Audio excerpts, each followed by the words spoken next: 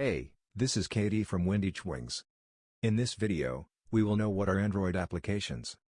Before starting the video, please subscribe this channel and press the bell icon for more updates.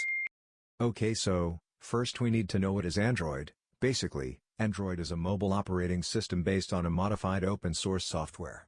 Designed primarily for touchscreen mobiles, such as smartphones and tablets, and the Android application are built using different frameworks and languages. Like Android, Ionic, Angular, React Native, Flutter, etc. We develop every type of applications using every type of frameworks as per client's requirements. If anyone wants to develop any type of application at low cost, please contact us or visit on the given website in description box. And tell us in the comments section that which topic should we make the next video. Thank you so much for watching this video. If you liked this video, so, give a like to this video and subscribe this channel and comment best information by this video. See you in the next video.